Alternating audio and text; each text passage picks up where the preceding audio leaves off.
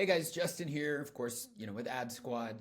I'm going to answer the how do you do creative testing for the best impact for your advertising, for your frameworks, to compare and see what works. And so I'm going to walk through a little bit of that now. Now, before I switch over to the ads manager and I say, okay, ABO, CBO, all of those, base details, what I'm going to start with is your persona and your framework. Before you enter the ads manager, and something we see time and time again with different media buyers, different brands, different even our own team, is the work done outside of the platform is just as, if not more valuable than what's done in the platform. Because when you get in platform, there's a tendency we see, which is like laziness, and laziness bleeds into the ads manager if it is not done properly. And so that starts outside of it. We all know, the algorithm history and how initially you had to be like, hack the system, find this interest group and that interest group. And you could throw up anything in terms of creative. You could be like, here's our product, terrible static, and it would work. But understanding that was like 2019, 2020, and then we got into the pixel degradation, and then it shifted to the algorithm being more efficient. Now, where and how is the algorithm more efficient? It is specifically more efficient with your creative. Now is the whole concept of what is broad, narrow. Broad being your targeting, letting the algorithm bring in who it thinks, and narrow being your targeting based on the persona, and then within the persona there is a framework that responds, or that the persona should respond to that creative framework. I'm going to give you a quick example. Why is this important? Because if you don't do this or understand this on the outside, you're going to lump all these things together and go, I don't know, I threw it in Advantage Plus and it just didn't work. Again, we got to do a little bit of forward, thinking or planning, so then you can leverage what, Meta is doing. And again, this is done at different scales. Like if you're spending, 1K a day versus 10K a day, very different range of impact. But so with that, you have an understanding of your frameworks. And if you're not, you're working, your CD or, creative director is going to give you these frameworks. So let's say we have this right here. Persona 1, 2, and 3. Of each of those personas, primary, audience, primary user, you have one framework for each one. We'll just make it easy. Persona 1, framework 1, persona 2, framework 2, persona 3, framework 3. Or instead of having 3 different personas, you're only going after one, but you have 3 different frameworks. You have to make that distinction on the outside.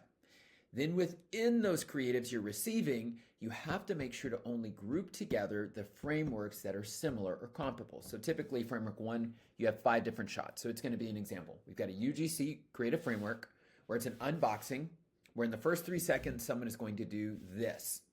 Different people doing it, different scripting a little bit, but the general framework is the same. Now, when I know that, as the media buyer, they're all labeled appropriately so I can quickly determine what is and what isn't working. Now, in the ads manager, there's a lot of hoopla back and forth, but if you have an existing ads manager where let's say you're spending a minimum of 25 to 50K a month, you have what should be a seasoned broad ad account. And if you don't, let's say you're really dependent on like one interest group, that's not bad.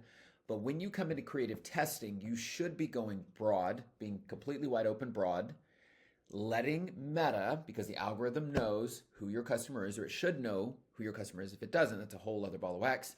Then what you're going to do in the simplest way is you're going to group them into a ABO, depending on how much framework creative you have. If you only have like 5 creative, you can run a CBO and that's fine.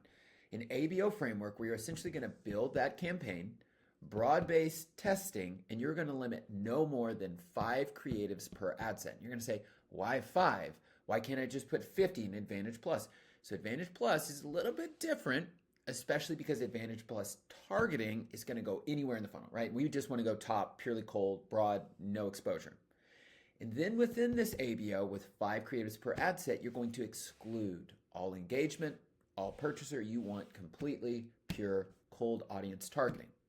Now that I've got the ABO set up and I'm doing 5 ads per ad set within that broad-based targeting, I'm going to set each of them up. Typically, I would do 3 to 5 depending on your section. Now, if you have a different persona, we typically group campaign-based persona. It depends on how much creative you're pushing. If you're pushing like 30 pieces of creative, you typically have more than one persona, one campaign ABO, strictly for persona-based sake, then with 5 individual. The big question comes in now with budget.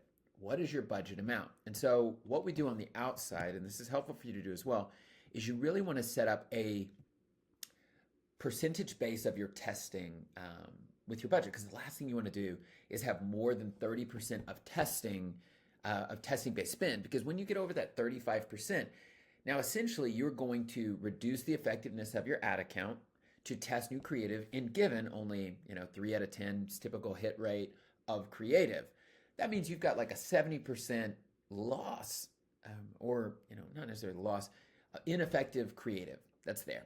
And so the more you creep up to that 40%, 35%, the more you're going to bring the whole account down. And when you bring the whole account down, again, you're telling the algorithm, think of it like a toddler, this is good, you're bringing me good things, and it's not good, right? Because you're testing all this creative. So you keep it on a 30% spend.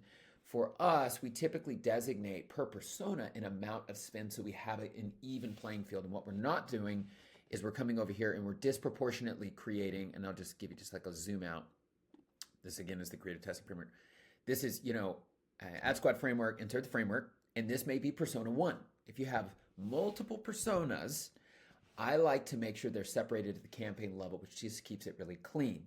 And if not, what you'll find is a disproportionate amount of spend on one persona just because it has 1 or 2 creatives that are working in a framework, and it's not carried over to the other. And then when you go back up here to your mapping, you're going to see, well, persona 1, which is only like 15% of my consumer base, is getting 15% of my budget and spend just because I got a lot of creative for that and I just lumped it in there and it's just simple. Again, step back. You want to make sure you understand the persona, the budget, the amount of spend, and how you're doing testing. Now, that's not the end. That's the setup. As you're watching this spend, as you're optimizing, as you're turning things off, what you're really wanting to do is you're really wanting to identify which creative is performing best at what level. Because if you go back and if you begin to dissect and look at your prior ads, what was converting, what wasn't converting, what you're bringing in and testing, you're testing not only trends, creative, new variety, you're also wanting to kind of find that concentric circle a little bit of what resonates best with our product or service or offering, and what resonates best with the creative that is presenting that. And the more you overlap and the more you look, one, the better Meta is going to get, because in theory, this is all data generation cycles, right? You're giving more data that Meta likes, that your customers like, and you're getting a positive response, and then you keep feeding that. The same with spend, the same with creative, and the same with targeting.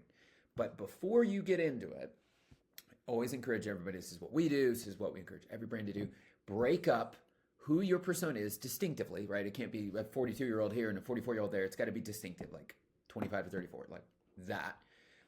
And then the framework that resonates to them. If you don't have really big, distinct personas, then you can essentially say, okay, women 30 to 55, right? Okay, that's your broad-based persona, and then your creative is going to have to speak to that. Now, it's always better to have a really narrow, specific piece of creative, because then the algorithm is going to say, okay, the primary consumer is a 42-year-old female who lives in this area, looks like this. The creative matches and emulates that, so it speaks really well, so they resonate, they click, they open, they buy.